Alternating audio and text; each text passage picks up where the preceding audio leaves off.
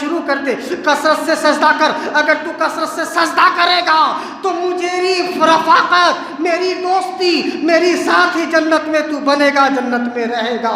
میں اس واقعہ کو اس لیے عرض کیا کہ یہ آیت جو نازل ہوئی تھی کہ اللہ کے نبی صلی اللہ تعالیٰ علیہ وسلم کے بارگاہ میں ایک صحابی آتے ہیں، عرض کرتے ہیں، ان کا نام ابو ثوبان ہوتا ہے۔ وہ عرض کرتے ہیں یا رسول اللہ، میں آپ کی مجلس میں ہوتا ہوں، میں تو دل میرا مطمئن رہتا ہے، میں آپ کی بارگاہ میں بیٹھا رہتا ہوں، میں خشوع و خضوع رہتا ہوں، میں خوش رہتا ہوں۔ جیسے ہی آپ کی مجلس سے اٹھ کر آپ اپنے گھر جاتا ہوں، گھر جانے کے بعد میرا دل نہ اپنے مال و دولت میں لگتا ہے، نہ اپنی اولاد میں لگتا ہے، نہ اپنے سامان و سروکار میں لگتا ہے۔ میرا دل میرے گھر میں بیزار ہو جاتا ہے، میں مطمئن نہیں ہو پاتا ہوں، گھر سے بھاگتا ہوں، پھر آپ کی بارگاہ میں آ کے حاضر ہو جاتا ہوں۔ اللہ کے نبی فرماتے ہیں ایسا کیوں ہوتا ہے؟ تم ایسا کیوں کرتے ہو؟ کہ یا رسول اللہ، میں اس لیے ایسا کرتا ہوں کہ میں اس سوچ میں ہوں، اس تفکر میں ہوں، اس فکر میں ہوں کہ میں دنیا میں اپنے گھر میں جب جب میرا دل بیزار ہوتا ہے، آپ کی دیکھنے کی طلب ہوتی ہے، تو میں گھر سے نکلتا ہوں، آپ کی بارگاہ میں حاضر ہو جاتا ہوں، میں آپ کا دیدار کر لیتا ہوں۔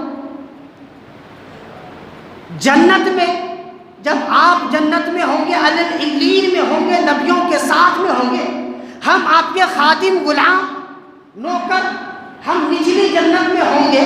جب جنت میں آپ کو دیکھنے کا دل کرے گا، دل چاہے گا، دل میں شوق ایمانی، شوق محبت جاگے گی، تب میں کیا کروں گا؟ میں آپ کے دیدار سے بیزار ہو جاؤں گا، میں آپ کو دیکھ نہیں سکتا، میرے دل کو قرار کیسے آئے گا، اطمینان قلب کیسے حاصل ہوگی؟ تب اللہ کے نبی صلی اللہ علیہ وسلم کے اوپر حضرت جبرائیل آ کر یہ خوشخبری سنائی کہ اے نبی، ان سے کہہ دیجئے کہ یہ جو اللہ اس کے رسول کی اتباع کرتے ہیں، انہیں دنیا میں تو رفاقت ملتی ہی ملتی ہے، دنیا میں نبیین، صدیقین، شہداء، صالحین کی صحبت ملتی ہے، لیکن جنت میں بھی انہیں انہی کے ساتھ رفاقت ملے گی، انہی سے دوستی ملے گی۔ اس لیے کہ اللہ کے نبی فرماتے ہیں من تشبہ قوم فہو منہ، جو قوم جس کے ساتھ تسبیح کرتی ہے، جس کے ساتھ محبت کرتی ہے، جس کے ساتھ خلوص رکھتی ہے، اس کا حشر نشر بھی اسی کے ساتھ میں ہوگا۔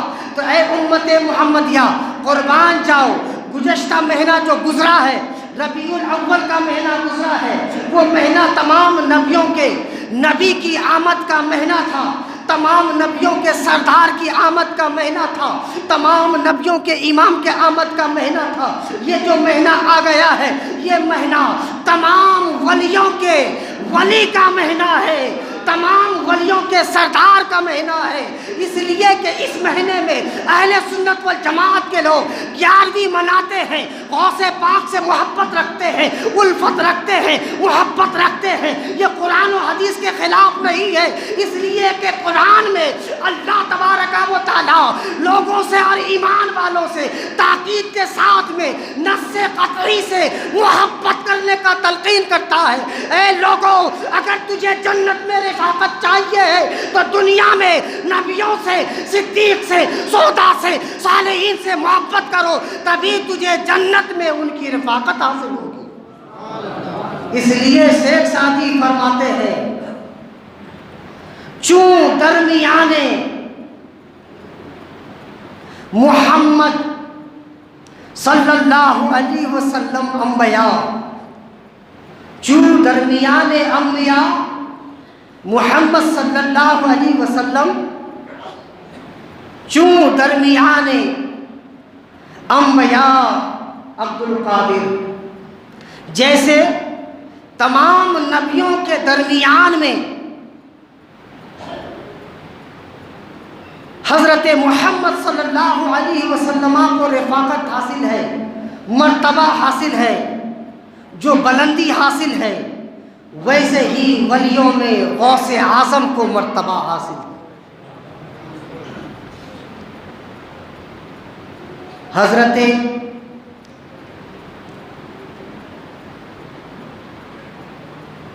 غوث اعظم رضی اللہ تعالی عنہ کی پیدائش سے پہلے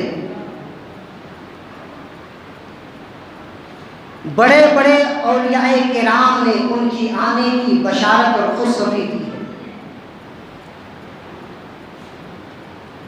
ان کا نانا خود اپنے وقت کے بہت بڑے صالح متقی پرہیزگار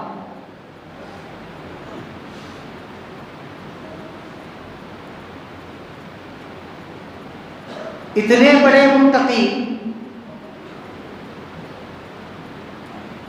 کہ ہمہ وقت اللہ اس کے رسول کی محبت میں مستغرق،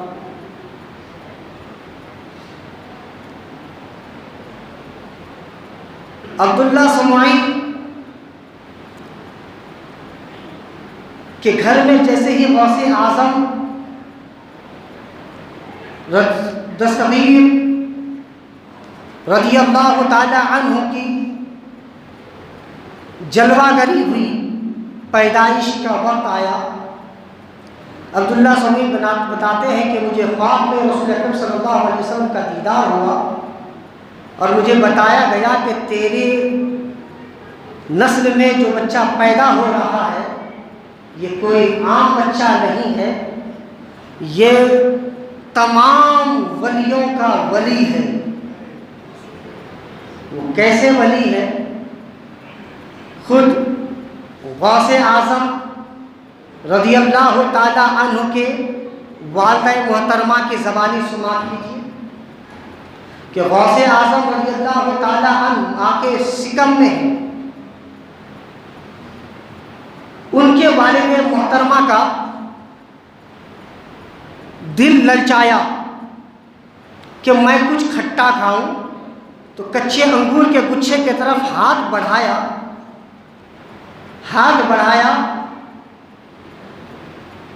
ان کے پیٹ میں اس قدر کی درد ہوئی کہ درد کے مارے کراتے ہوئے واپس زمین پہ بیٹھ گئی، انگور نہ توڑا اور گھر کو لوٹ آئی۔ پھر ملوک غوث پاک ہوا۔ غوث پاک ابھی بچپنا میں ہے، 5-6 سال کی عمر میں ہے۔ کھیلتے کھیلتے اچانک خیال آیا کہ میں نے میرے والد محترمہ کے پیٹ میں لات ماری تھی، جا کے ان سے معافی مانگ لی جائے۔ جب سے ہی معافی مانگنے کے لیے گئی، حضرت غوث پاک نے عرض کیا، یا امی مجھے معاف کر دے، میں نے آپ کے پیٹ میں ایک دن لات مارا تھا۔ غوث پاک کی ماں کہتی، بیٹا ابھی تو نادان ہے، بچپنے میں ہے، کھیلنے کودنے کا ٹائم ہے، تو نے میرے ساتھ میں ایسا کب کیا؟ تو اس واقعے کے منظر کو لوٹاتے ہیں، کہتے ہیں کہ آپ کے دل میں ایک دن انگور کھانے کی چاہی، کھٹے کھانے کے لیے آپ نے انگور کا گچھا توڑنا چاہا تھا، اور جیسے ہی ہاتھ بڑھایا آپ کے پیٹ میں اس قدر کا درد ہوا کہ درد کی وجہ سے آپ بیٹھ گئی، گھر لوٹ آئی، انگور نہ توڑا۔ وہ درد کسی اور وجہ سے نہیں، میرے پیر کے مارنے کی وجہ سے ہوا تھا، مجھے معاف کر دیجئے، میں نے آپ کے پیٹ میں پیر چلایا۔ کہ بیٹا وہ بات سب ٹھیک ہے، سبب بتاؤ، تم نے حرکت کیوں کی، پیر کیوں چلایا تھا؟ تو غوث پاک کہتے ہیں کہ اس گچھے کے اوپر ایک اژدھا تھا، ایک زہریلا سانپ تھا۔